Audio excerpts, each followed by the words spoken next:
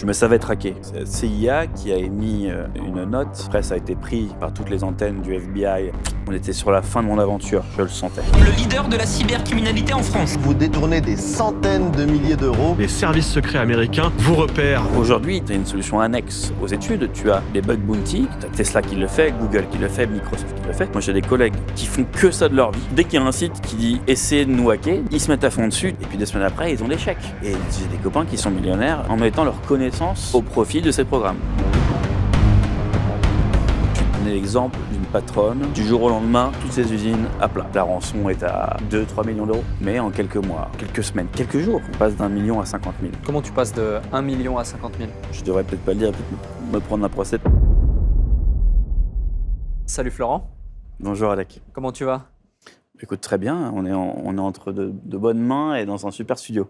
Yes. Très content que tu sois ici avec nous. On va revenir sur ton parcours. Il y a pas mal de choses à raconter justement, quelques déclics aussi au fur et à mesure du temps. À l'âge de 7 ans, tu craques le mot de passe de ton père. En primaire, tu te branches sur les boîtiers télécoms des voisins avec des pinces crocodiles. À 12 ans, tu pirates des cartes téléphoniques. À 16 ans, tu es infiltré dans le dark web, dans le darknet, et tu as déjà détourné des centaines de milliers d'euros. À 17 ans, à une semaine de passer le bac, la police débarque dans le pavillon familial et tu finis derrière les barreaux. Aujourd'hui, du coup, tu as raccroché, tu as quitté le côté obscur de la force. Tu as mené de nombreuses négociations avec les hackers pour protéger des sociétés, des États, etc. Tu as également écrit un livre qui raconte toute ton histoire, Mémoire d'un cyberpirate repenti. Et tu as monté ta société de conseil en cybercriminalité. Donc, on va tenter au travers de cet épisode justement de revenir sur tout ton parcours, les déclics qui ont jonché ce chemin et quelques conseils applicables pour celles et ceux qui nous écoutent aujourd'hui. Commençons par le commencement. Tu as commencé à t'intéresser aux ordinateurs à l'âge de 5 ans seulement, en regardant ton papa travailler notamment. Qu'est-ce qui t'a fasciné à cet âge-là pour les ordinateurs ? Je pense qu'il y avait vraiment 2 objets phares à l'époque. Et encore, il n'y en avait qu'un seul. Il y avait la télé, qu'on avait tous. Je pense qu'on n'est pas très éloigné au niveau de l'âge. On avait la télévision, avec une zapette. Et peut-être que tu avais le Minitel. Voilà, bon. Et puis, mon père avait une autre chose, quelque chose qui était très nouveau, que peu de foyers avaient. C'était un ordinateur personnel. Alors, lui étant ingénieur, il avait créé son ordinateur avec... il avait soudé ses cartes mères, ses processeurs, sa RAM, ses machins. Et donc, mon père étant mon héros de facto, il y avait voilà, les minicums ou les clubs Dorothée à la télé, mais il y avait mon père qui, lui, passait beaucoup de temps dans son petit laboratoire, qui était en fait son bureau, à la maison, et qui bidouillait. Et je me suis dit, mais attends, c'est mieux mon père que le club Dorothée, même si j'adore Vegeta et Dragon Ball Z, mais bon, mon père, il faisait voilà, un petit peu comme un professeur trouve-tout et voilà, et très vite, j'ai été très attiré par ce que faisait mon père, alors, avec la conscience d'un enfant de cet âge-là, bien sûr, je n'avais pas mesure de ce qu'il faisait exactement, mais je voyais mon père, comme ma mère était ma référente maternelle, mon père mon référent paternel, je le voyais avec des machines. Et très vite, il a vu que je le collais un peu trop. Et puis, il a dû faire avec. Et très vite, il m'a mis sur ses genoux. Et justement, ensuite, comme tu le dis, ça va très vite. À 7 ans, tu craques des mots de passe.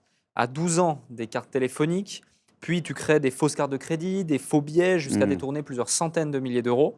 Quel est, selon toi, le moment décisif, déclencheur, qui t'a poussé à accumuler ces fraudes, entre guillemets? On voit une photo de toi, justement, à l'époque, déjà en train de bidouiller, comme tu le dis. Quelle tête de con. Non, mais vraiment, non, mais franchement, on voit que c'était des années 2000, parce que la chemise, enfin bref, bon, horrible. Donc, quel a été le déclic? Il a été évolutif avec mon âge, avec la conscience qu'on développe. Quand on est au collège, on a des cours c'est quoi? C'est des cours d'éducation civique. L'éducation. Voilà. Donc, les premiers ancrages qu'on a au niveau de l'école pour te faire comprendre qu'on rentre dans un circuit d'humain, voire d'adulte après, c'est les cours d'éducation civique, donc comment traverser, comment, sur un passage piéton, comment s'exprimer, dire pardon, etc. Et moi, je l'avais déjà à la maison, je ne ferai aucun prosélytisme, mais éducation catho, baptême, communion, confirmation, profession de foi. Donc on va dire que à ce niveau-là, j'étais assez, voilà, aime ton prochain, ça je le savais déjà le faire. Et le déclic vraiment de la délinquance ou de l'illégalité, je l'ai comprise quand je me rendais compte que je faisais plus d'argent que mes parents, que mes profs, que ce que je ramenais au collège ou au lycée avait des valeurs fiduciaires assez importantes. En fait, je m'en suis rendu compte au moment où j'étais devenu plus riche qu'un adulte. Et c'est aussi, par effet rebond, c'est ce que j'ai toujours cherché dans ma jeunesse, dans mon enfance, puis ma jeunesse, adolescence, etc. C'est toujours de sauter des classes. Bon, j'ai sauté une classe, mais comme beaucoup de gens. Mais je voulais toujours traîner avec des gens plus vieux que moi et je voulais sauter des classes. Et effectivement, quand tu as 13 piges, 14 piges et tu fais quelques milliers d'euros, que tu as les dernières à l'époque, PlayStation 2, sans travailler, voilà, c'est à ce moment-là où tu dis, bon, t'es encore un enfant, mais tu as des moyens qui ne sont pas en adéquation avec ton âge. Donc c'est le premier déclic. Mais ça ne veut pas dire le déclic judiciaire ou immoral ou de bandit ou de quoi que ce soit. C'est juste que tu te dis, c'est quand même chelou, Flo. Comment toi tu peux avoir tout ça alors que tu es un gamin, tu vois, dans ce sens-là. Et à ce moment-là, tu te rends compte que, justement, tu utilisais le terme chelou, tu te rends compte que c'est pas normal, que tu passes une limite, celle de la légalité, ou pas du tout? Je sais que je suis dans l'illégalité. Mais ça, c'est pareil, il faudrait presque une frise chronologique du développement du cortex classique d'un humain. Je veux dire, quand tu voles un bonbon à la boulangerie quand tu as 4 ans, tu n'as pas le mot vol simple, pénalement responsable de. Donc, en fait, c'est ma vie dans l'illégal. Bon, c'est vrai que c'est le mot lien.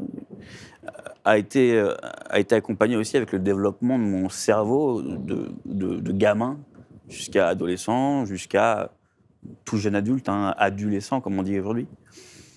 Et voilà, moi, mon déclic, ça a vraiment été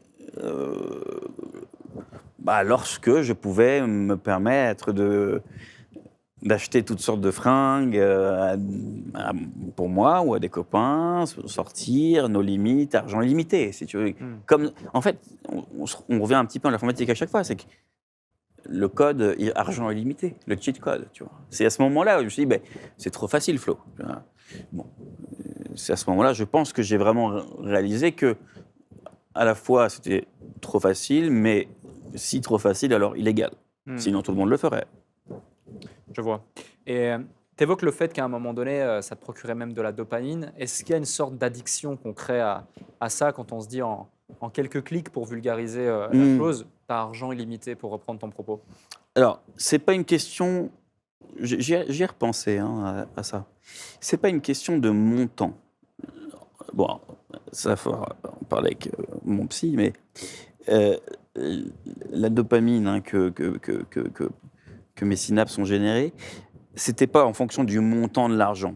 C'était en fonction de la ruse. C'était en fonction du stratagème, du scénario.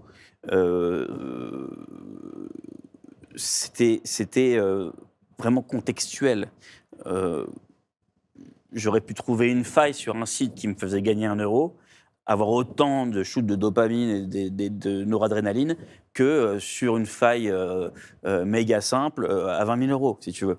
C'était pas le montant qui me faisait kiffer, c'était la ruse et la faille. Le challenge intellectuel. Absolument, absolument. Ok, très clair. Ensuite de ça, à tes 15 ans, tu as franchi un cap en intégrant notamment des forums de trafic illicite. Qu'est-ce qui se passe au sein de ces forums exactement? Parce que ce monde-là est un petit peu nébuleux pour beaucoup de gens. Certains même fantasment ou imaginent des choses. On a face à nous quelqu'un qui, du coup, l'a intégré, le connaît de l'intérieur. Est-ce que tu peux nous en dire plus? Alors, moi, je veux bien en dire plus, mais euh, j'ai été un des pionniers ce qu'on appelle aujourd'hui le darknet, le dark web et compagnie, mais il a beaucoup évolué depuis. On y retrouve la même faune. Hein. C'est des gens soit perdus, soit c'est des gens qui viennent du bloc de l'Est, qui, à la sortie de la perestroïka, après Gorbatchev, ont mangé que des pommes de terre parce qu'ils avaient une datcha, parce que leur grand-mère faisait pousser des pommes de terre qui crevaient la dalle. Soit c'était des Américains qui s'essayaient au hacking, soit des mecs comme moi, des Français un peu curieux. Mais globalement, c'est pas comme aujourd'hui.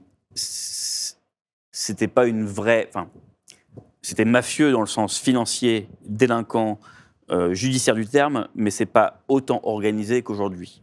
Et voilà, comme je t'ai dit, les profils étaient extrêmement variés. Bon, j'étais le plus jeune, plus jeune mineur à faire 1 million d'euros dans le monde, sur le darknet de l'époque. C'est pas forcément une fierté, mais on l'a écrit à ma place, donc je le répète. Mais c'était hormis certaines personnes qui, pour le coup, étaient extrêmement dangereuses, il n'y avait pas de méchanceté derrière tout ça.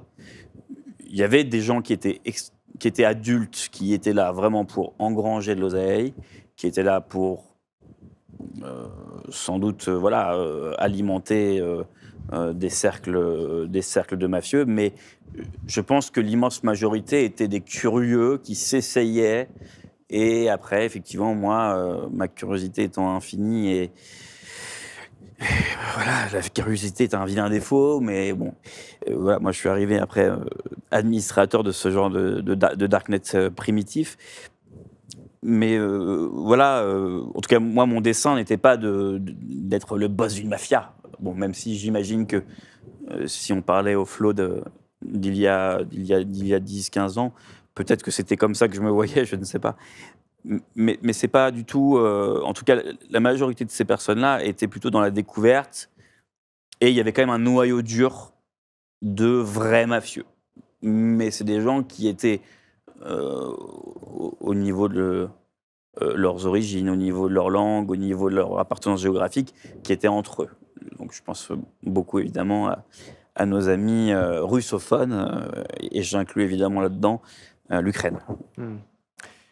Ensuite de ça, tu vas aller plus loin, tu es encore mineur, et là, tu vas faire en sorte de créer une société à Hong Kong, depuis ta chambre. Ouais.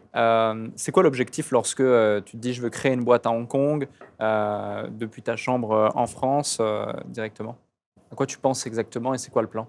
Bah, il y avait deux choses. Les trois choses. C'est que j'avais beaucoup d'oseille. Je pense que j'étais pas bête. Et on était avant Sarko. Et globalement, la loi ne permettait pas à un mineur de créer sa société en France. Je me suis dit, putain, c'est chiant quand même.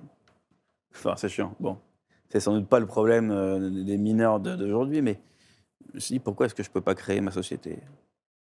Et donc, par le truchement de certains contacts, j'ai rencontré des avocats d'affaires qui m'ont dit, mais immatricule-toi au Delaware, enfin, en tout cas pour le compte en banque, et la société, mets-toi à Hong Kong, puisque tes fournisseurs sont en Chine. Je dis, super.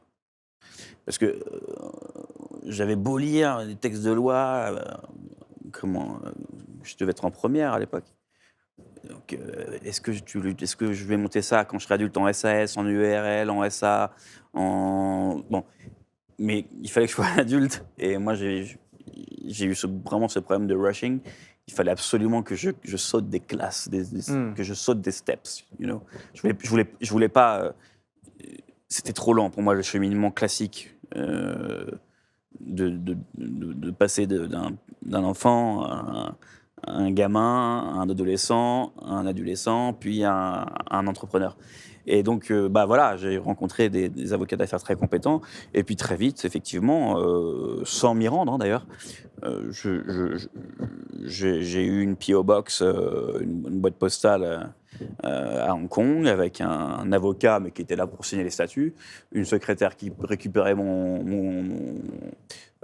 poste, mon mail, Courrier. mon courrier, qui soit me le scannait, soit me le renvoyait en papier en France, et puis qui faisait aussi des intermédiaires avec les Chinois, parce que j'ai monté une société qui avait, bon, en même temps, c'était à l'époque, mais encore plus aujourd'hui. Et puis, au niveau du compte en banque, oui, le Delaware était quand même assez avantageux. Tu évoques le fait que tu voulais grandir plus vite, Ouais. etc. Tu as toujours eu ce truc de vouloir aller plus vite, grandir plus vite, atteindre plus vite des objectifs? Absolument, ouais. Ça te vient d'où? Toujours.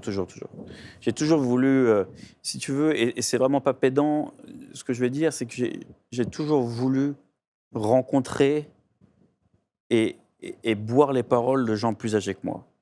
Vraiment, je le dis avec, aujourd'hui, je m'amuse beaucoup, enfin, dans le sens où j'apprends beaucoup de personnes plus jeunes, hein, énormément, des gens qui me bouffent au niveau de la cybersécurité, de l'entrepreneuriat, c'est des mecs, des têtes. Mais à l'époque, moi, je voulais manger que des paroles de gens qui étaient plus adultes, plus vieux que moi. Et j'ai voulu toujours sauter des classes, et j'étais attiré que par les gens plus âgés. Et donc, les gens de mon âge, qui jouaient au POG ou qui jouaient aux billes, ça ne me faisait pas bander. Tu vois ce que je veux dire? Donc, c'est pour ça que je me suis très vite rapproché, le plus possible, des gens plus âgés. Est-ce qu'à un moment donné, tu t'es senti en marge de la société ou en marge du coup des gens de ton âge? Et comment tu l'as vécu? Oui. Oui, je pense qu'une fois, le primaire terminé, alors je ne suis pas de la mode des séries Netflix HPI, les mecs super complexes dans leur cerveau, etc. Mais il y avait une évidence qu'on ne pouvait pas nier, c'est que mine de rien, j'étais attiré par des choses qui n'étaient pas de mon âge. J'organisais des événements, ça c'est une anecdote, mais j'adorais les cartes Magic. C'est des cartes à jouer c'était lancé en 91, je crois. Et à 10 ans, sans le dire à mes parents, j'ai mis dans un magazine, dans le magazine Lotus Noir, j'ai fait une annonce en disant que je faisais une conférence et un rendez-vous de cartes, un tournoi en fait, Magic, chez mes parents. Donc j'avais construit aussi un stand avec du coca, donc que j'avais acheté pas cher, pas trop cher, chez l'épicier, que je revendais 2 balles, enfin 2 euros ou 10 francs à l'époque, etc. Et l'annonce est vraiment parue en fait dans ce magazine. Et puis ma mère a vu arriver des gens qui avaient entre 30 et 50 piges, qui étaient là pour le tournoi. Mais c'était qui l'organisateur? C'était moi, j'avais 10 piges. Et bon, le tournoi a été annulé. Mais bon, c'est la vie. Mais donc voilà, j'ai voulu très vite tout le temps sauter des trucs. Et puis j'avais vraiment l'envie d'entreprendre, d'organiser des choses. J'adore l'humain, on se nourrit de l'humain. Et bon, voilà, j'en jouais au POG quand j'avais un âge un peu idoine, mais je voulais tout le temps, à chaque fois, sauter une classe. Et c'est vrai que ce genre d'expérience où j'organisais des tournois de cartes chez mes parents, parce que je n'étais pas propriétaire d'aucun lieu. C'est vrai que c'est à ce moment-là où on s'est dit, Flo, il faut vraiment... attends un peu, ça va arriver. Tu vas vieillir, tu vas grandir, et tu auras un jour des droits. Et c'est à ce moment-là où je me suis bouffé beaucoup de bouquins et tout. Et quand je lis, ah non, moins de 18 ans, tu peux pas créer une boîte. Et hop, je saute une classe et je contacte un avocat d'affaires qui sait faire de l'optimisation fiscale. Complètement. À ce moment-là, ton cousin jouait également un rôle important dans l'histoire. Pourquoi? Justement, parce qu'il avait 3 ans de plus que moi. Ok. Ouais. Donc il va t'aider à créer. Il va m'aider, c'est que comme il a 30 ans de plus que moi, donc il est sorti du lycée. Lui faisait médecine. C'est d'une très bonne famille. Il avait des contacts. Et c'était toujours très fluide avec les gens plus âgés que moi. Je ne sais pas comment expliquer. Ok. C'était beaucoup plus fluide. Et puis, les premiers rendez-vous pour Strapsline, donc c'était ma boîte d'autrefois, hein, qui, bien sûr, maintenant n'existe plus, mais on avait des prospects. Je pense à Michel Hidalgo, paix à son âme. C'était un de mes premiers clients. Euh, J'avais récupéré le numéro et tout le monde avait peur, parce qu'on était trois, moi, mon cousin et un ami plus âgé. Et on avait le numéro, waouh, on a le numéro de Michel Hidalgo, donc ancien sélectionneur de l'équipe de France. Un mec, moi, je suis pas du tout foot, mais je sais que c'était un mec important dans le foot. Alors, qu'est-ce qu'il va l'appeler? Je dis, on va l'appeler tout de suite. Hop, je l'appelle, bonjour Monsieur Hidalgo, est-ce que j'aimerais vous présenter mon projet, etc. Est-ce qu'on pourrait se rencontrer? Je sais que vous aimez beaucoup Marseille, est-ce qu'on est prêt à se déplacer à Marseille? Hop, et tac, tac, tac. Donc là, j'enfile un costume trop grand pour moi et on déroule, tu vois. Et pour moi, ça me paraissait, j'avais aucune peur, aucune appréhension. Et je me sentais, je pense, légitime, hein, absolument pas mentir. Et j'étais, je pense, légitime. Donc j'ai toujours voulu sauter des classes. Je ne sais pas si je réponds à ta question. Qu'est-ce que tu faisais avec cette boîte exactement? Alors, en fait, cette société, quand on en revient dans les années 2000, fin des années 2000, début 2010, on avait des Samsung, des 500, des Nokia, des machins. Et à l'époque, là maintenant c'est plus trop le cas, mais on avait des petites encoches sur les téléphones pour soit le mettre mettre son téléphone autour du cou, en bandoulière, soit dans la poche ou machin. Et ma tante qui travaillait dans le milieu de la mode, elle m'avait dit un jour, tu sais qu'au Japon, c'est ultra kawaii, ils utilisent toutes les encoches pour mettre des petits bijoux, pas Pokémon, parce que je sais plus si les Pokémon existaient à l'époque, mais des petits bijoux, des petits artifices, etc., etc. Et je me suis dit, bon, les Japonais, ils sont un peu tarés, ça marchera pas forcément sur le terrain français. Mais si on market ça, sachant que tous les Parisiens prennent le métro, quand tu prends le métro, tu sors ton téléphone, si tu as un petit bijou qui sort, tu as 40 personnes qui voient le truc. Si on marketait ça sur les clubs de foot, les clubs de rugby, les partis politiques, tu as un coup de téléphone. Donc à l'époque, je parlais beaucoup avec l'UMP, d'autres partis. Mais tu as 30-40 personnes en période de pointe qui voient le logo. Donc c'est une publicité indirecte et c'est un sentiment d'appartenance. Donc super facile à vendre.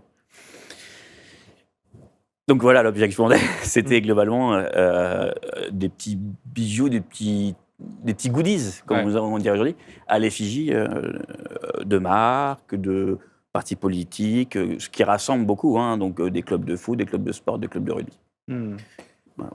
La question que je me pose du coup à ce moment-là, c'est que d'un côté, tu as un peu le code argent illimité de par tes facultés, tes compétences, et de l'autre, tu veux créer une boîte où tu vas vendre un produit, ça veut dire gérer des stocks, faire du marketing, trouver des clients, etc. Ouais, passionnant. Qu'est-ce qui te pousse à vouloir entreprendre? Qu'est-ce qui t'intéresse dans le fait d'entreprendre alors que en quelques clics, tu peux générer de l'argent quasi à la demande? Mais parce que j'en avais rien à foutre du fric. Okay. Moi, ce que j'aimais, c'était outrepasser les failles, c'était être meilleur que la machine, être le plus malin. Je dis pas le plus intelligent, le plus malin, etc. Mais moi, ce que je voulais, c'était en sortie de mon bac, avoir ma société, avoir des collègues, avoir des employés, si jamais, hein, bien sûr. Mais je voulais avoir une vie professionnelle. Et je ne m'imaginais pas en Thaïlande ou en Indonésie caché derrière du hacking. Et moi, je voulais absolument entreprendre. Tu vois ? Tu dis également que tu voulais exister, tu n'allais pas forcément bien à l'époque, notamment à l'école, tu subissais du harcèlement scolaire. C'est peut-être ce qui t'a précipité aussi ton repli vers l'ordinateur ou le hacking.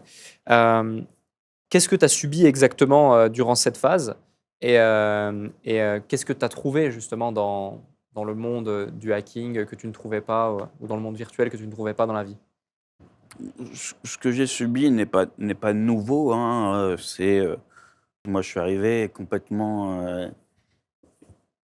halluciné du fait qu'on passe du CM2 jusqu'au troisième. En fait, il y a un gap énorme d'âge si tu as pu redoubler, etc. Donc, tu passes du CM2 où tu vois les gens jouer aux billes et des troisièmes qui fument des clopes ou des ouinges. Et tu rentres là-dedans, tu dis waouh!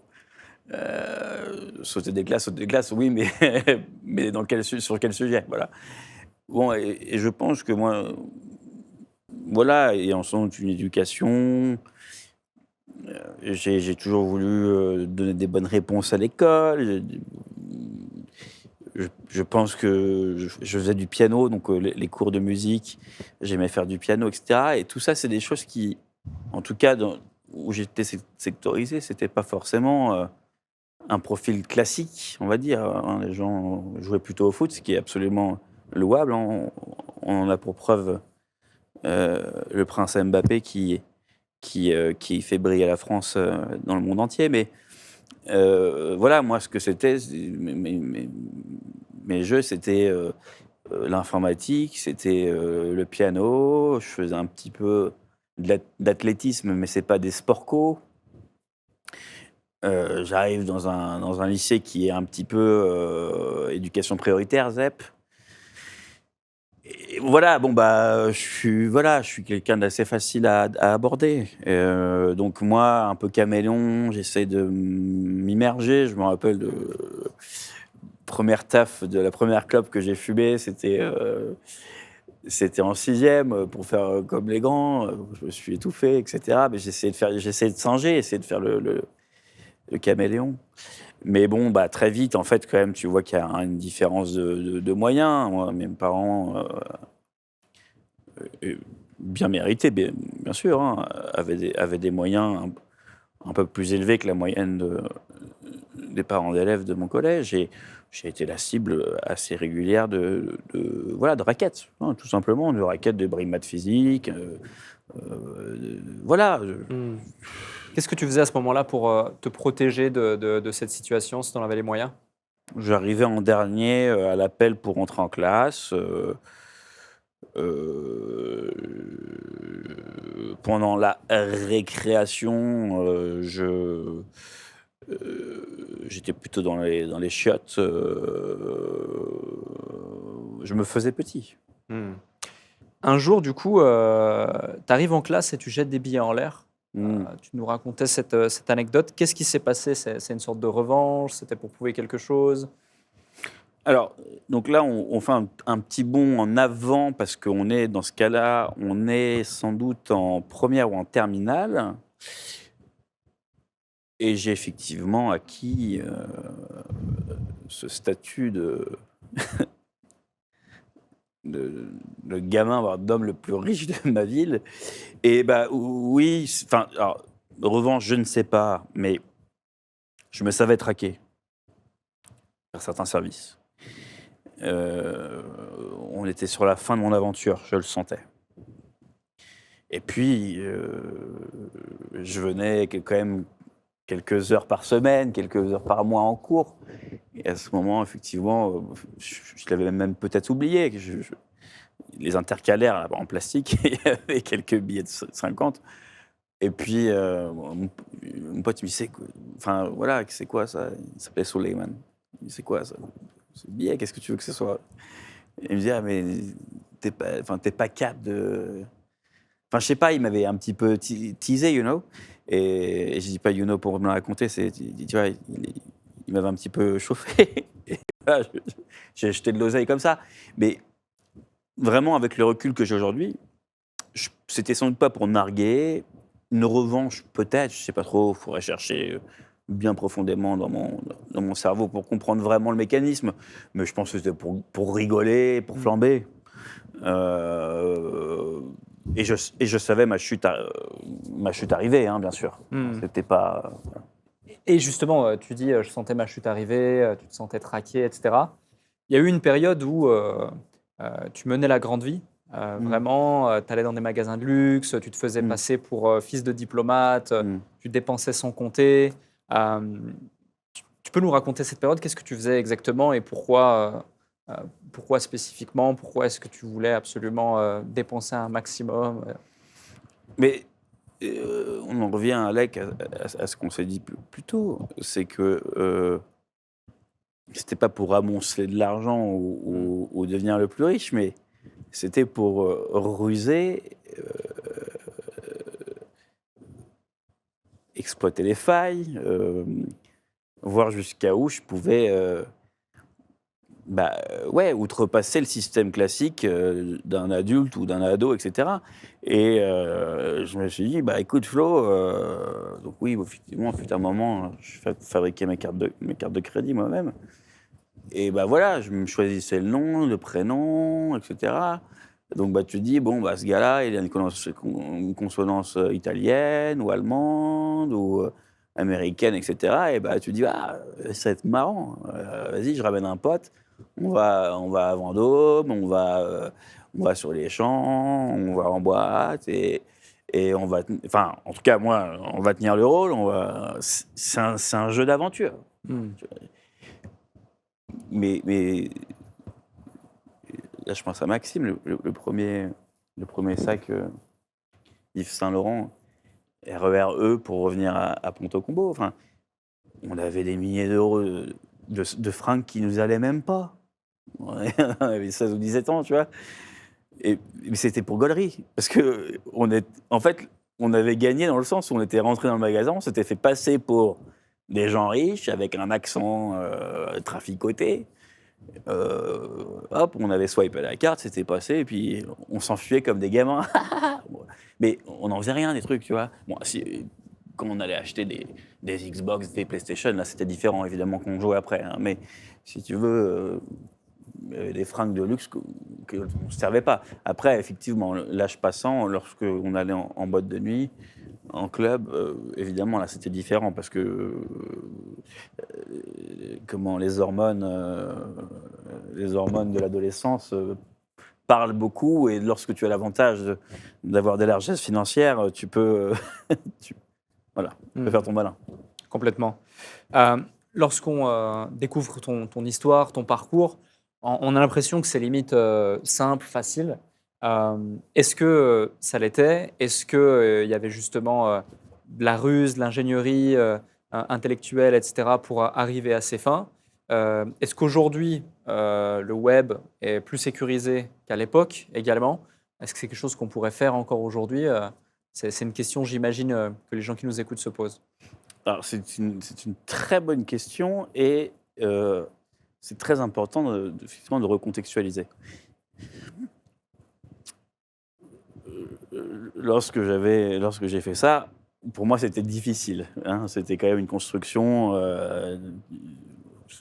Bon, voilà, tout le monde ne le faisait pas. Mais aujourd'hui, et puis de toute manière, je ne suis pas non plus là pour créer des vocations illégales. Hein. Aujourd'hui, c'est quand même, au niveau du hacking, c'est beaucoup plus difficile. Beaucoup, beaucoup, beaucoup plus difficile. Au niveau de la fraude, c'est plus difficile, mais on va dire que si je perdais tout dans ma vie et que j'étais réincarné dans un pays d'Asie, je ne serais jamais clochard. Il comprendra qui voudra et de la manière dont il voudra. Maintenant, le hacking stricto sensu est devenu très difficile. Enfin, en tout cas, est devenu très technique. Parce qu'à l'époque, on a été vraiment submergé. Donc, il y a eu la bulle 2000, tout le monde a mis beaucoup d'oseille dans les PayPal, dans les eBay, dans les machins. Ça a pété, après ça a dû un peu se réguler, ça s'est construit, il y a eu des acteurs qui sont venus, et c'est devenu quand même déjà de plus en plus perfectionné. On connaissait le web 1.0, enfin il s'appelait le web à l'époque, 2.0, 3.0, après maintenant on est dans l'ère un petit peu différent avec de l'IA et de la crypto. Mais le web à l'époque était vraiment, c'était un trou béant, et il suffisait d'avoir des lectures un petit peu avancées pour très facilement outrepasser les sécurités informatiques. Mais en tout cas, voilà, ce n'est plus possible. Ce que j'ai fait à l'époque n'est plus possible aujourd'hui.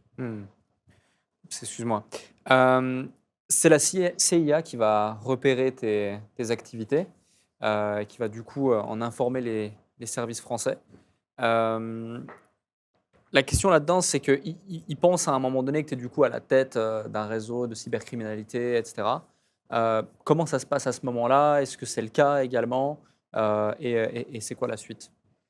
Alors, c'est c'est la CIA qui a émis un billet d'inquiétude, on va dire, une note en disant qu'il y avait une mafia, une hydre, nous les premiers dark markets. Après, ça a été pris par toutes les antennes du FBI aux États-Unis, qui eux, après, par le biais des ambassades dans tous les pays du monde, ont. Bon, bref, ça a été une grosse opération de police. Hein. Euh, moi, je me savais traqué parce que. Alors, soit c'était de la parano, mais bon. Je me savais suivi quand même. Comment tu l'as su? Bah, je sais pas, quand tu sors de chez Prada, que t'as plus de 10 000 balles de fringues sur toi, que ça fait 2 fois que c'est la même caisse qui ouvre et ferme les portes et qui te suit pendant 2-3 kilomètres, tu fais 3 fois le tour du rond-point, il fait 3 fois le tour du rond-point alors que normalement tu n'as pas à le faire plus qu'une fois, tu vois. Euh, bon, voilà. Bon, après, l'enquête a révélé qu'effectivement j'étais suivi.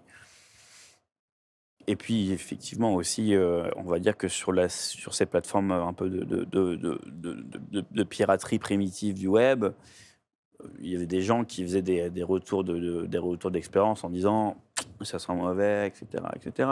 Bon, je- j'ai en très mauvais souvenir, évidemment, hein, euh, cet agent du FBI qui était en infiltration pour arrêter une des grosses têtes du réseau et qui s'est retrouvé dans la cave en Turquie d'un mec de notre réseau. Et c'est ce qui d'ailleurs a donné le go pour tous nous arrêter. L'opération Hard Drive, l'opération ZIL, euh, toutes ces opérations-là, elles ont été lancées parce que ça dépassait les bornes, en fait. Voilà. Maintenant, ils étaient effectivement étonnés de tomber sur un gamin comme moi. Et qu'est-ce qui se passe le jour où tu es arrêté? Comment tu réagis lorsque tu te rends compte que la police toque à ta porte? Bah, sincèrement, tu sais, quand tu es adolescent, tu te réveilles très rarement avant 8h30. Donc, quand c'est 5h59, il y a un problème. T'as un trouble du sommeil ou il y a autre chose, tu vois. Et bon, bah voilà, non, il était trop tôt pour que je me réveille. Je pense que tu sais, ton rythme circadien te dit waouh, trop tôt là, qu'est-ce qui se passe? T'as envie de pisser ou c'est autre chose? Ah, bon, finalement, c'est la sonnette. Et puis voilà, très vite, ça monte dans ta chambre. Et puis tu comprends, hein, ça fait 7 ans, 8 ans que tu fais ça. Voilà, un Hmm. peu perdu, mais tu comprends que c'est eux. C'est quoi les étapes d'après? Du coup, Bah, grosse perquise, ils fouillent tout, ils foutent tout en l'air, toute ma chambre de gamin, j'insiste là-dessus, parce que je pense qu'ils auraient pu faire autrement, et j'ai été extrêmement force de bonne volonté. J'étais pas là pour cacher, on était en famille, la semaine de mon bac. Euh, J'étais pas là pour mentir. Voilà, ouais, choper les mains en l'air, hop, finito. Bon, il s'avère qu'ils ont sans doute voulu un petit peu répéter certaines scènes de films américains, ce qui fait qu'ils ont un peu détruit ma chambre. Et puis voilà, après, bon, bah, ils m'ont embarqué, et puis s'en est suivi une enquête, des machins, des bordels, et le côté triste hein, de cette affaire. Alors, triste, il est peut-être triste depuis le début parce que j'étais un hacker, un fraudeur, mais je m'attache à dire néanmoins que sur mes mains, il n'y a ni de sexe, ni de drogue, ni de sang, ni de poudre. Ça excuse pas ce que j'ai fait, mais voilà, je pense que. Voilà. Donc bon, bah voilà, il y a eu l'enquête, il y a eu machin, un peu de placard, un peu de. Et puis après, je suis sorti. Ok. Donc là, tu vas faire du placard, comme tu dis, quelques semaines. Tu écopes également de 24 mois avec sursis. Est-ce que, à ce moment-là, il y a une prise de conscience des faits, il y a un déclic euh, où tu te dis, OK, la gravité de ces éléments fait que je vais arrêter. Est-ce que tu aurais continué d'ailleurs si... Non, non. Je te l'ai dit précédemment. Je voulais être entrepreneur. Je voulais monter Strapsline, avoir des collègues, avoir, tu vois, faire une pause café, faire du team building, me développer outre-Manche. On allait commencer à démarcher les Carrefour, les Leclerc, enfin, vraiment une âme d'entrepreneur. Euh, Je voulais être un professionnel louable avec des collègues, hein. Donc, je voulais peut-être sauter le tertiaire en ne faisant pas une école de commerce ou d'ingé, ça certes, mais je voulais avoir des collègues, je voulais avoir une vie normale, hein, je voulais pas me cacher. J'aime tellement ma famille, je suis ancré en France, toutes mes attaches sont en France. Et le déclic, bah, bien sûr, on a le temps de penser, hein, et puis on se dit quand même, quel gâchis, parce que bon, encore une fois, je me réfugie pas derrière ce bouclier de la morale, mais est-ce que j'ai vraiment fait du mal avec un grand M? Je ne sais pas. Voilà.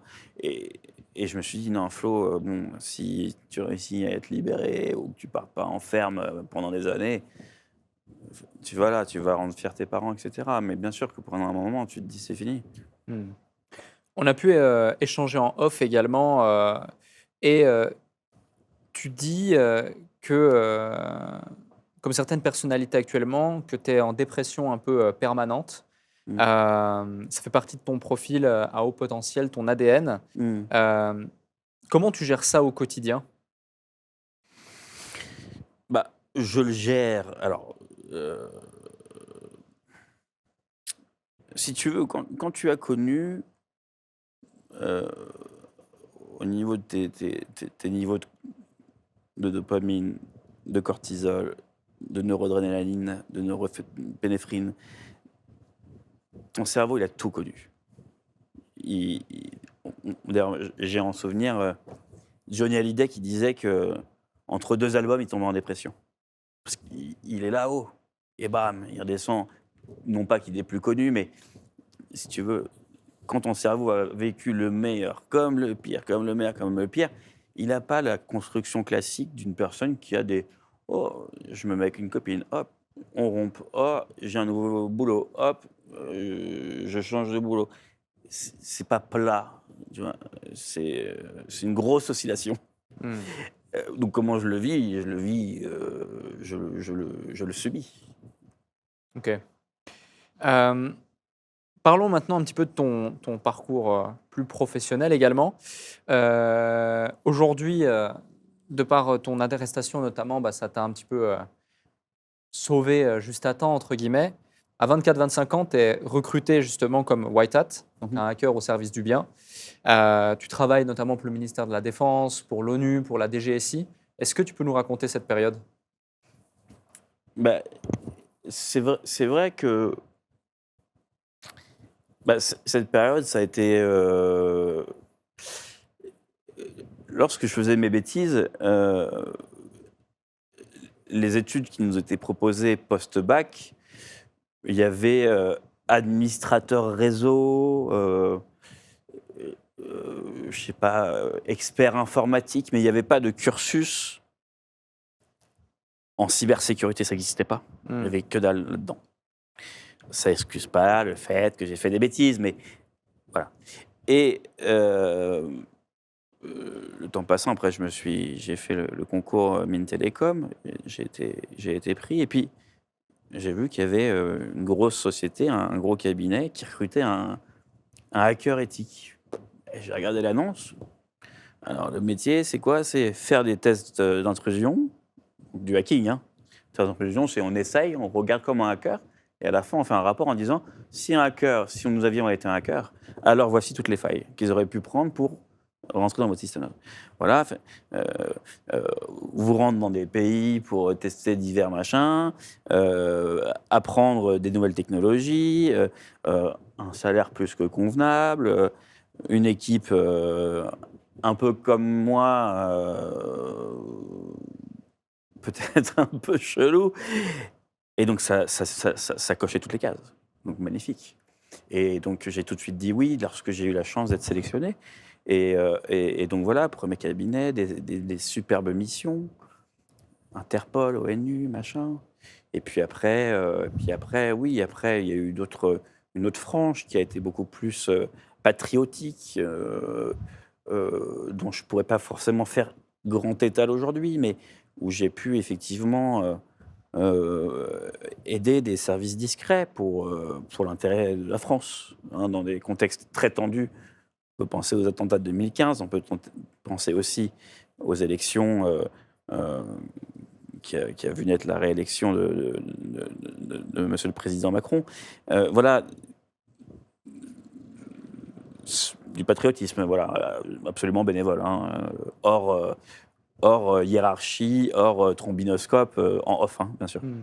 Et donc voilà, ça remplissait absolument toutes les cases de mes rêves. Et puis aujourd'hui, je ne sais pas si ça va prendre en vol la question suivante que tu pourrais me poser, mais aujourd'hui, j'ai fondé NoCyber, qui s'est associé très récemment avec Hijack, qui est une école, en fait, si tu veux, la cybersécurité française, pourquoi est-ce que tout le monde se fait péter? C'est parce que pour avoir un ingénieur qui te fait un audit, un test d'intrusion, il faut passer par un cabinet, par un ingénieur qui a un bac plus 18 qui te coûte entre 1000 et 2000 balles la journée. Et qui d'autre que les énormes sociétés peuvent se le payer? Rien. Les hôpitaux, ils sont exsangues. Pourquoi ils se sont fait péter? Parce qu'ils n'ont pas de thunes. Bon.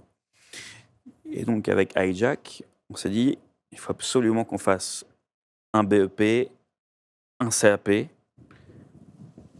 faiblement, on va dire, technique, entre guillemets, mais en cybersécurité.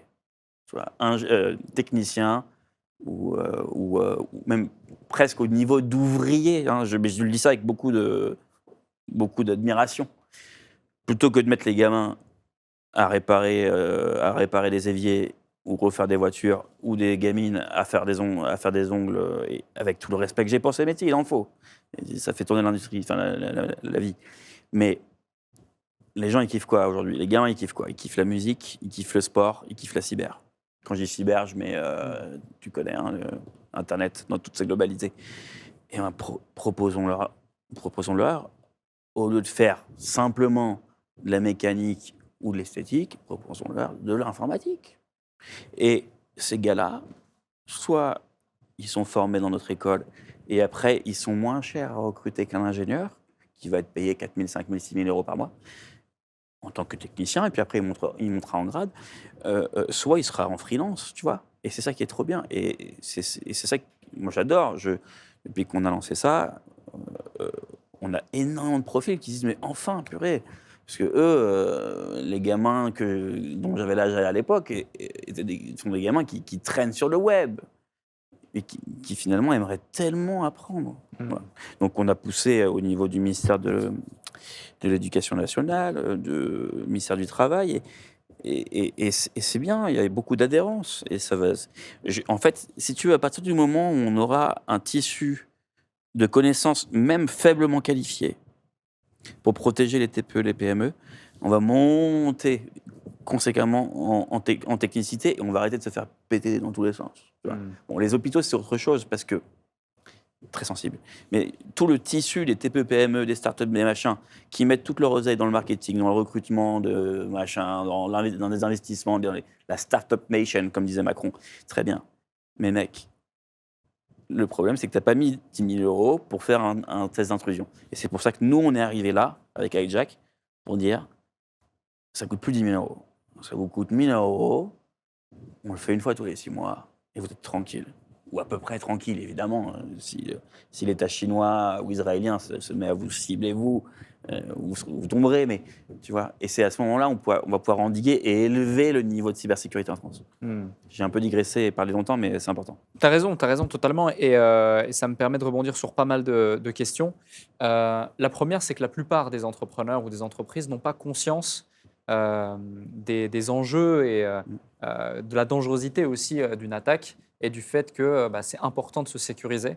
Euh, Finalement, il y a tellement peu de sécurité que n'importe qui presque qui comprend un peu Mhm. et qui a quelques outils au fond de sa chambre en slip pourrait leur faire péter leur Mhm. site, je reprends ton propos. Bien sûr, bien sûr. Oui. Quel conseil tu donnerais à une entreprise, quelle qu'elle soit, quel que soit son niveau, TPE, PME ou une entreprise standard, pour avoir la base et le minimum de sécurité aujourd'hui? Ça dépend du budget.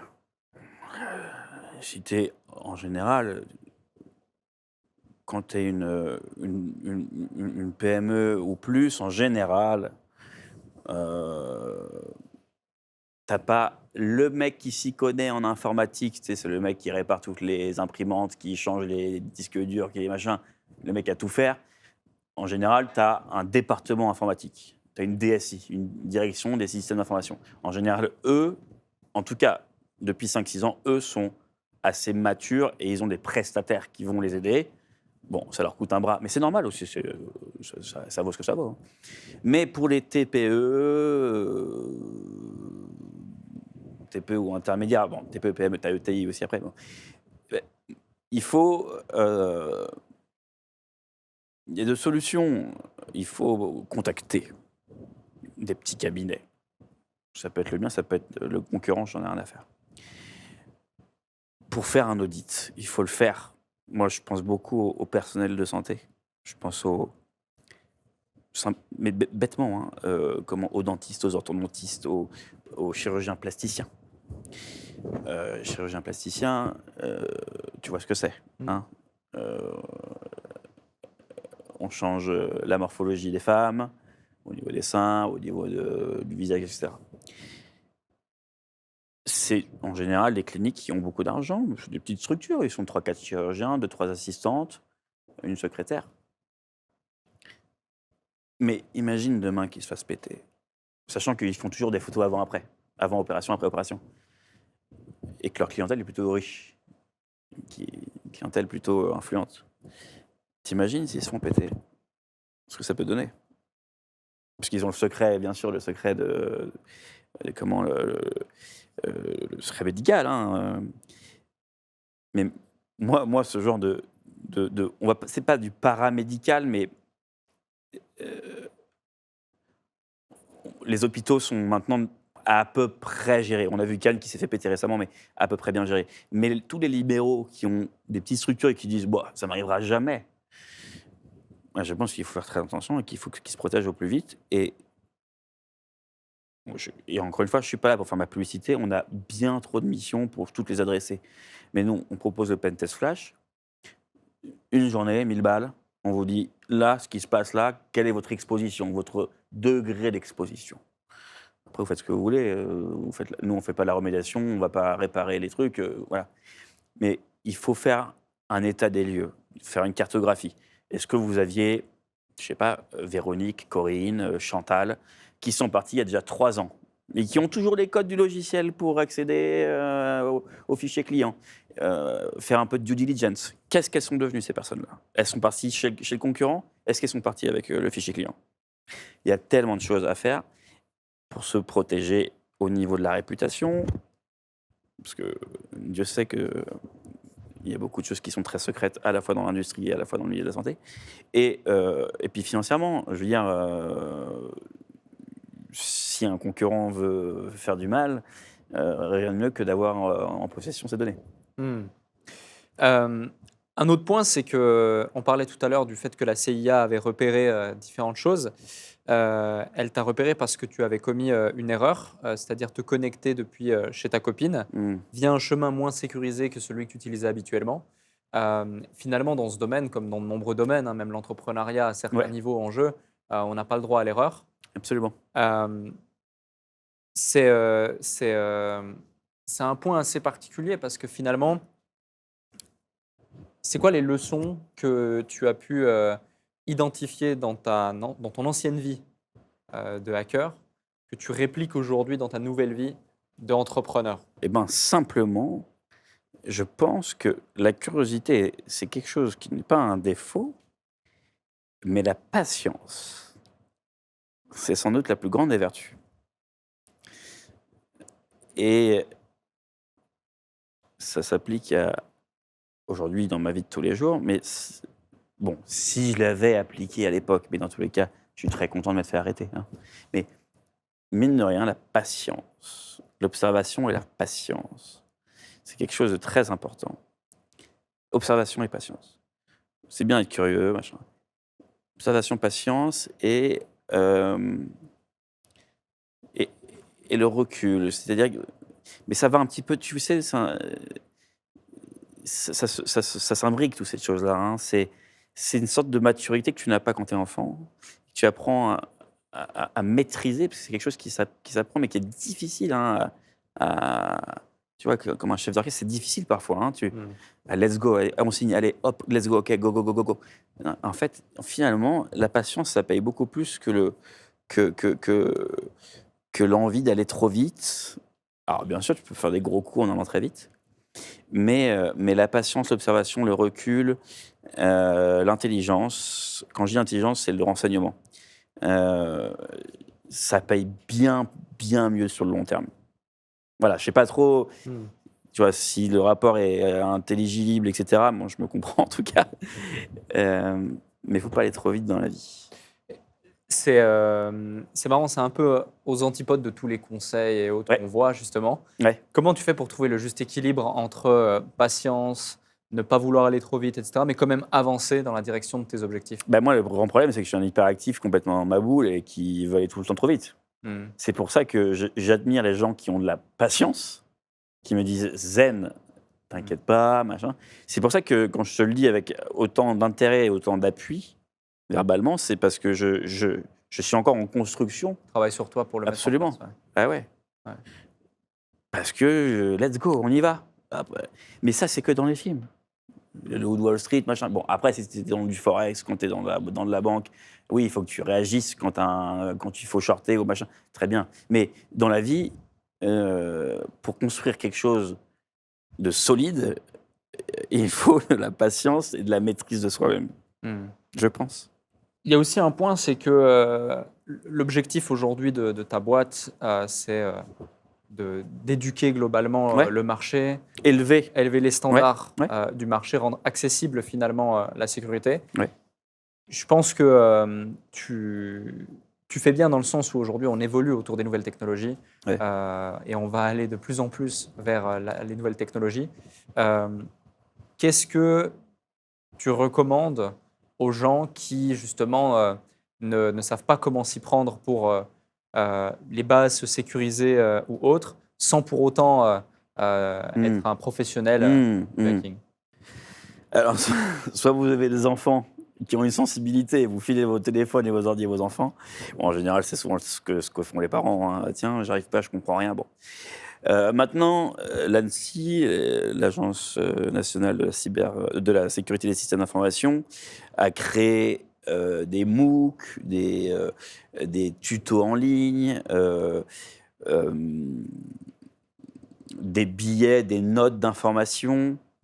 Mais encore une fois, il faut faire une catégorisation de la population. C'est-à-dire que, les gens qui naissent aujourd'hui jusqu'à, je sais pas, 10 ans, ils sont même plus informatisés que nous parce que tu les vois coller. Bon, chacun sur l'éducation de ses enfants, mais ils sont tous sur leur iPad en train de jouer.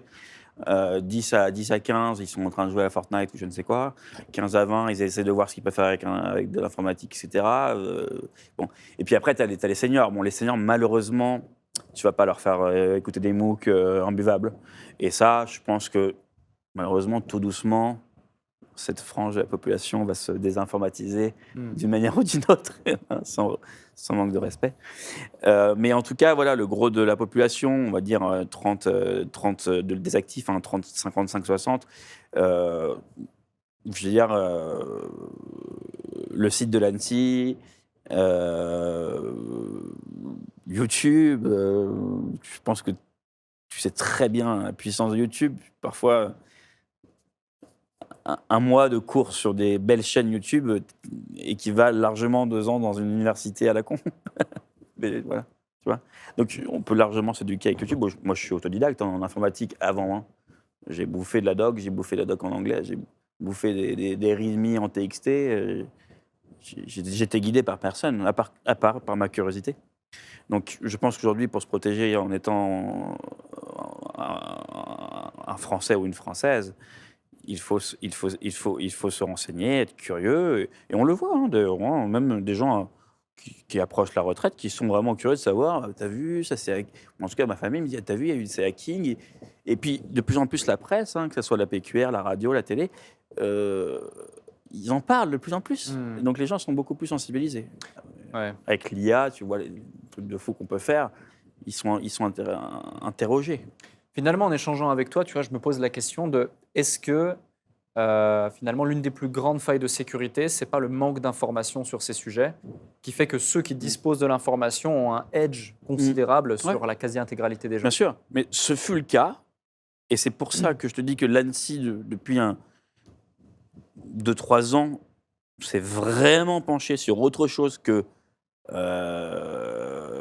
le CAC 40, globalement, tu vois, et commence à sensibiliser. Bah, on a vu tu vois, quand je pense aux hôpitaux qui sont fait hacker et qui ont dû enfin, des urgences vitales qu'ils ont dû envoyer vers d'autres hôpitaux.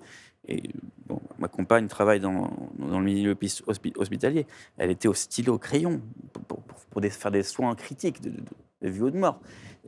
Et c'est à ce moment-là, je pense que la France s'est dit, bon, c'est la merde. Donc, il faut quand même qu'on renseigne les gens, qu'on informe les gens. Et donc, tout part de l'information, hein, évidemment. Mais voilà, une petite once, un petit peu de sel de curiosité, ça ne fera jamais de mal. Et c'est pour ça que j'aime beaucoup, moi, la radio en ce moment, ou la téloche. Même si je ne la regarde pas vraiment, mais je sais, au vu des interviews, des machins, ils s'intéressent de plus en plus. Alors, peut-être parce que c'est les JO, parce qu'il y a la guerre en Ukraine, parce qu'il y a la guerre dans le conflit israélo-palestinien. Mais on parle beaucoup de piratage, de cybersécurité.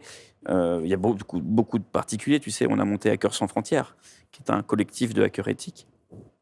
T'imagines pas le nombre de gamines, de gamins qui se font voler des photos terribles parce qu'on leur propose des castings pour des marques, des fausses marques, du Shein, du Fila, du machin.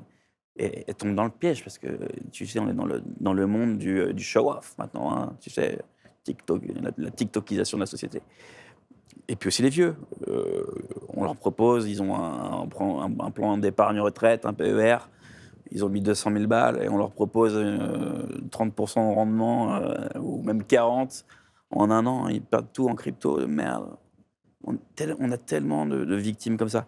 Et donc, tu as absolument raison sur la question que tu m'as posée il y a cela 1 minute 30. C'est par l'information.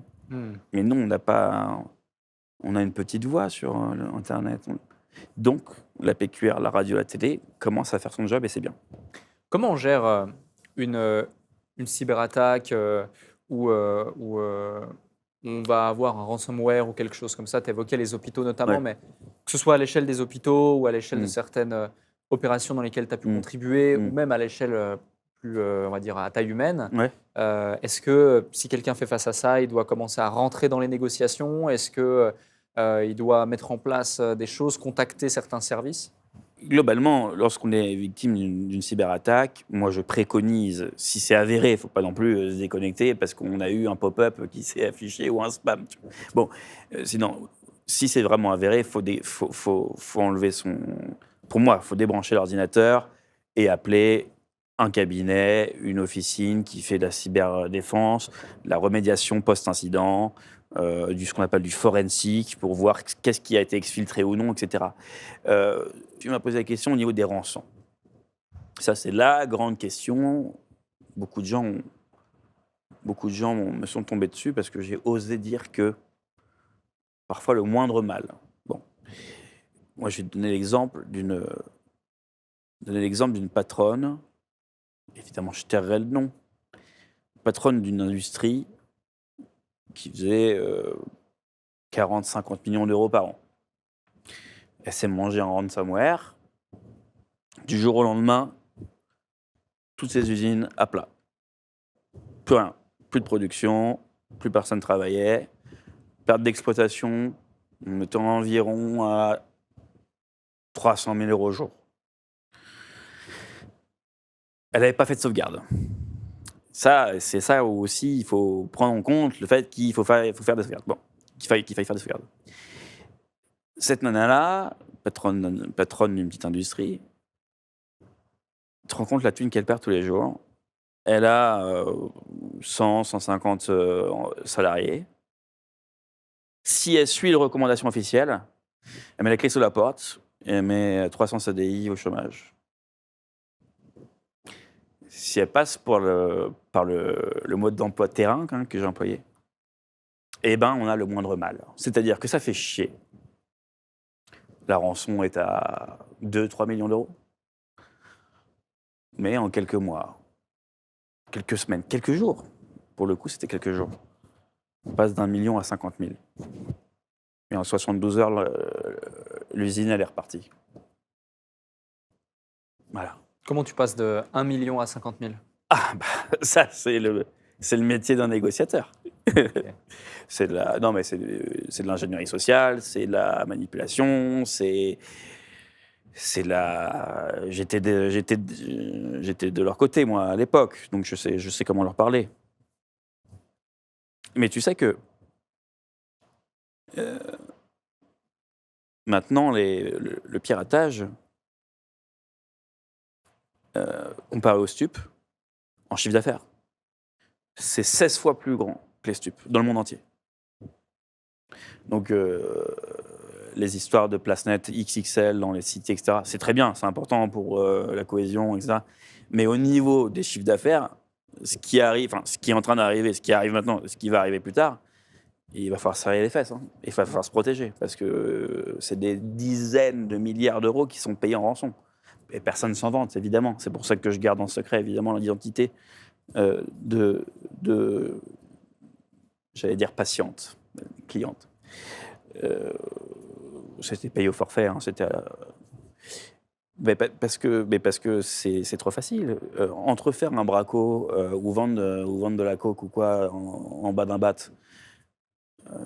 ou mettre un pain de plastique sur un Loomis pour prendre des billets qui seront de toute manière marqués, ou être en chaussons derrière son ordinateur et hacker un système d'information et demander de la crypto, du Monero, tu vois. Maintenant, les bandits, ils sont pas cons. Ils restent derrière leur ordinateur avec des chaussons. Complètement.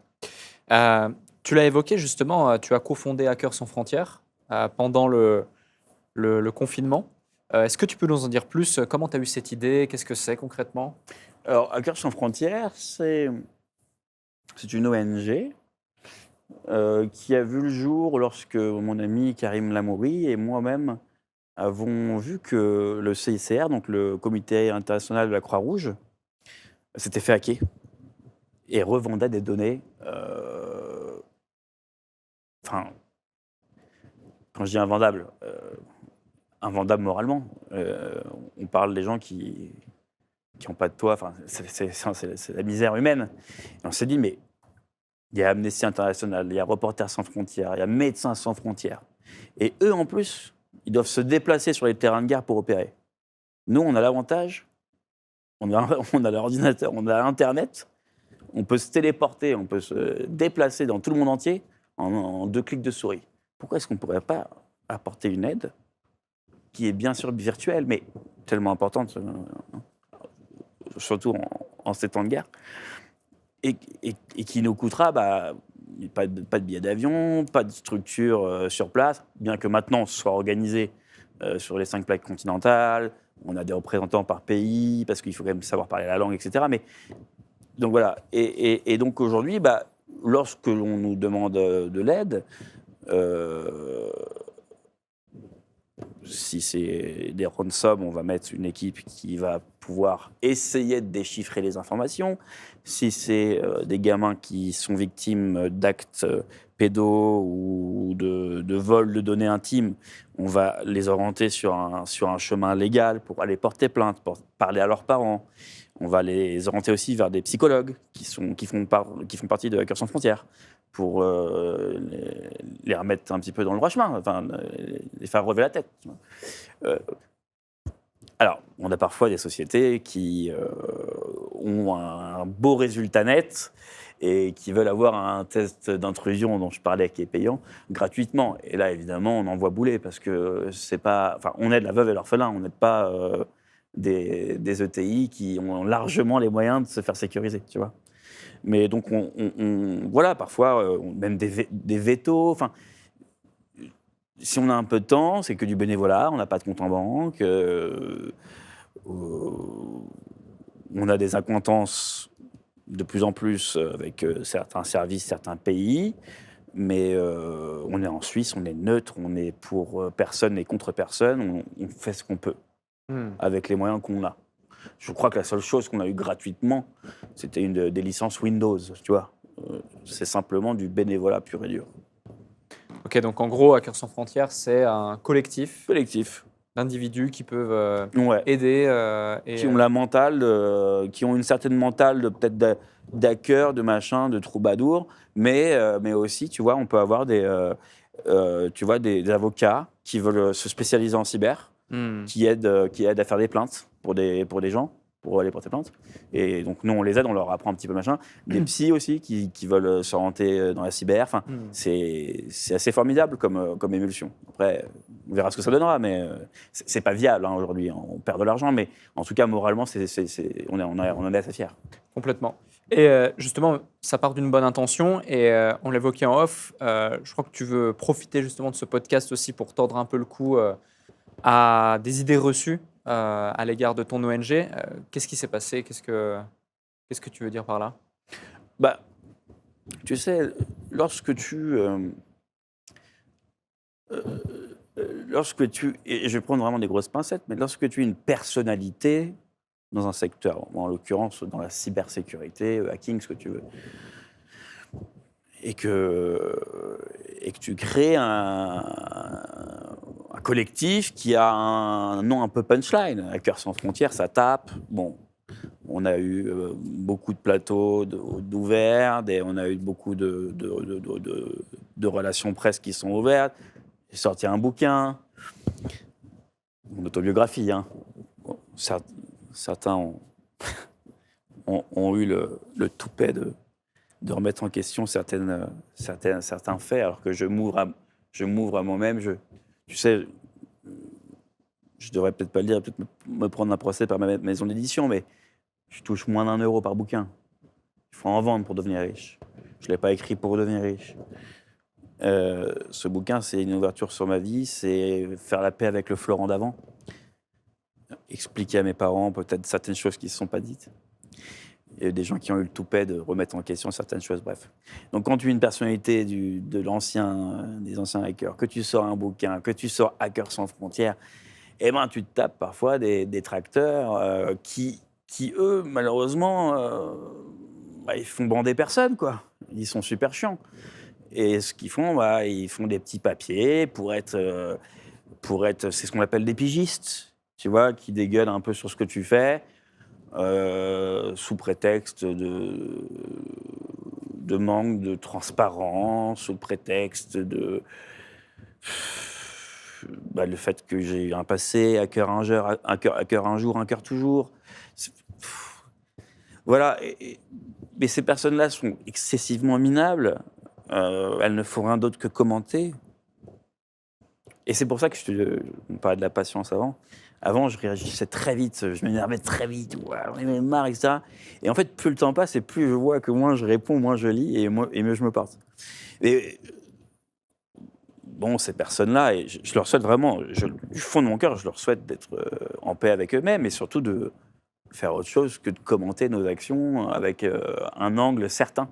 Quand la série sur mon parcours va sortir et quand le film va sortir, qu'est-ce qu'ils vont... ils vont faire un AVC, qu'est-ce qui va se passer? On va devoir les aider avec Hackers sans frontières, je pense. Justement, t'en parles rapidement. Il y a quelques temps, tu as reçu un appel d'un certain Pierre Penalba. Qu'est-ce qu'il en était? Qu'est-ce qu'il en découle? Pierre Penalba, c'est à la fois ce fut à la fois mon pire ennemi et puis aujourd'hui, c'est mon grand frère. C'était le premier cyberflic de France. Celui qui m'a arrêté en 2007. Et puis aujourd'hui, on bosse ensemble. On bosse ensemble sur des missions de cyberdéfense, de cybersécurité en long en large. Je peux pas forcément tout dire, etc. Mais c'est super cool. Et en plus, voilà, sur la série dont je ne pourrais pas évidemment dire la plateforme ou machin, on va jouer ensemble. Et je trouve ça super, super sexy, tu vois. En 2007, j'étais en slip, il me mettait les menottes. Et puis en 2024-2025, la belle histoire. Happy ending de dingue, tu vois. Donc là, tu peux pas trop en dire, je le sais, mais donc tu es en train de préparer un film, une série. Qu'est-ce que tu peux nous dire à ce sujet? Bah, ce sera, je pense que le livre a eu évidemment beaucoup, beaucoup d'influence, parce que c'est vraiment un livre à cœur ouvert, sans faire de mauvais jeu de mots. Et on n'a jamais vu ça en France. Je prends comme exemple une de mes connaissances, Christophe Rocancourt. On n'avait jamais vu ça en France avant, chacun son époque, entre guillemets. Et bah, c'est vrai que moi, au niveau du hacking, je suis le premier Français qui, à tête, je crois que tu as reçu Rabin des Bois, non, pas encore? Non. Non. Bon, lui, il est masqué. Bon, personnage marketable, bankable, ce que tu veux. Sans doute très, très, très sympa. Mais à visage découvert, qui assume et qui en plus travaille avec son ancien bourreau, un peu comme Arrête-moi si tu peux, hein, avec Franck Abagnale et à l'époque c'était le FBI. Et donc DiCaprio adapté à l'écran. C'est top qu'en France on ait ça. Et bah, tant qu'on est encore en vie, c'est super qu'on le fasse avec Pierre. Et bien pour le film, bah, malheureusement, je ne suis pas acteur. En tout cas, je ne le suis plus. Et je vais laisser ça à des grosses têtes du cinéma français. C'est quoi le message que tu veux véhiculer à travers ce film, cette série? Ah, c'est compliqué comme question. La réponse va être aussi compliquée. Bah, ce que je prône avec Hackers sans frontières, ce qu'on prône avec les écoles CAP, BEP, CFA, centre de formation, c'est-à-dire que il n'y a pas besoin de faire des conneries pour s'épanouir dans le web. Leur dire que le parcours d'un délinquant, alors moi je n'ai pas été encore une fois un délinquant dans la drogue ou dans les braquages, etc. Mais le parcours d'un cyberdélinquant, c'est pas non plus de toute joie. Ça laisse des traces. Et puis, je pense aussi, mine de rien, laisser une sorte de marque, hein, un témoignage. Je pense que, et vraiment, je le dis vraiment avec beaucoup d'humilité, même si ça se sent pas, ça arrivera pas demain non plus, une histoire comme ça. Aussi belle, hein, tu vois, qui est démarrée aussi mal et qui, aujourd'hui, est assez joyeuse, je trouve. Tu dis que ça laisse des traces. Est-ce que tu as des regrets? À refaire, tu le ferais? Jamais. Jamais je le referai. Jamais je le referai. Et c'est pour ça que j'essaye de convertir les seules parties positives à en tirer, voilà, via un témoignage écrit, via la série, via Hackers sans frontières, via du bénévolat, etc. Mais bien sûr que jamais je le referai. Selon toi, pourquoi le monde du hacking, qu'il soit White Hat ou Ouais. Black Hat, Ouais. fascine autant? Bah, déjà, ça a été ultra, je vais pas dire sexualisé, mais ultra mis en avant dans les séries où tu vois les mecs qui sont à quatre mains, ils appuient sur un bouton rouge, t'as une bombe nucléaire qui tombe. Tu vois, ça a été ultra. Même si, bien sûr, qu'il y a des choses qui se font assez facilement, mais ça a été ultra. Je sais pas, tu vois, sexualisé, c'est l'esthétique plutôt, mais ouais, marketé. Et puis aujourd'hui, on en voit la réalité, c'est que, bah ouais, t'as un peu comme dans les James Bond d'avant ou dans les Missions Impossibles, oui, effectivement, il y a les Russes qui attaquent l'OTAN, enfin, tu vois, qu'on soit français, américain, et ils nous prennent en otage, bon, numériquement.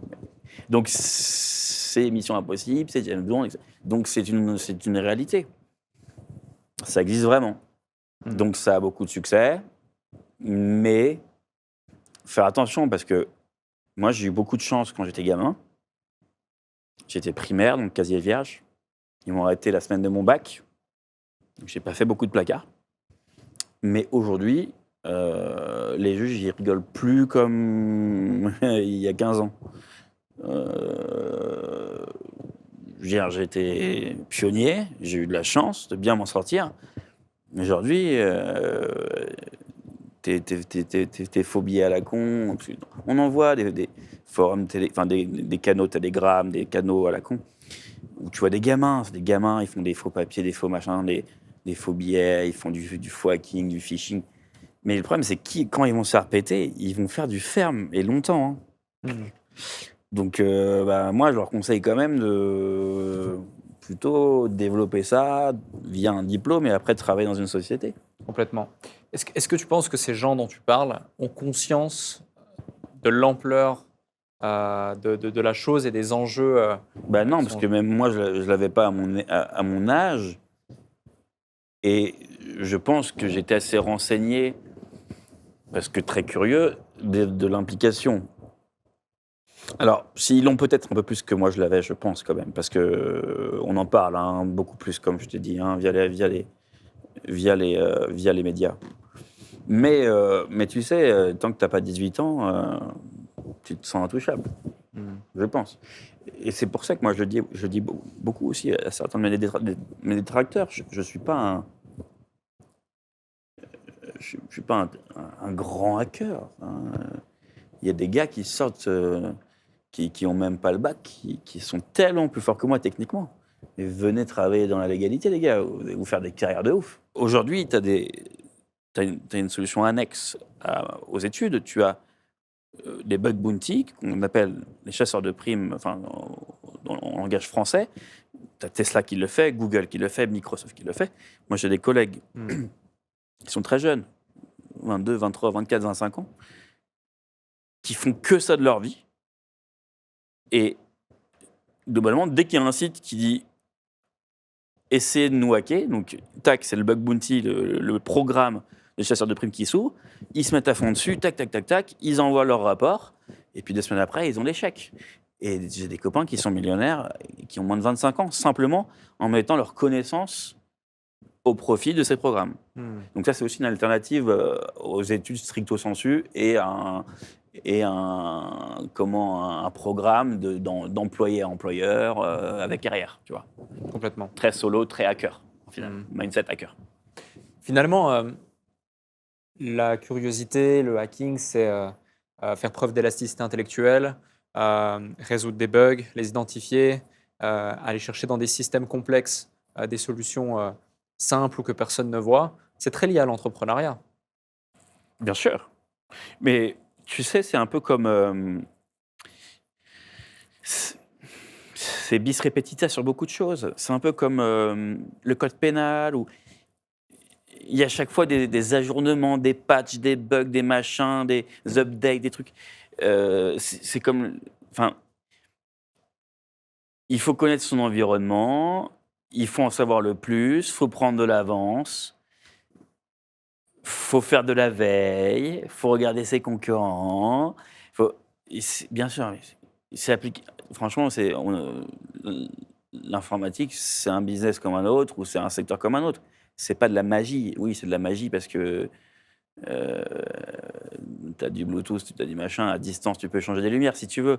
Mais globalement, ça reste un secteur qui est classique, qui est pyramidal ou horizontal si tu veux être dans une société qui est comme une famille.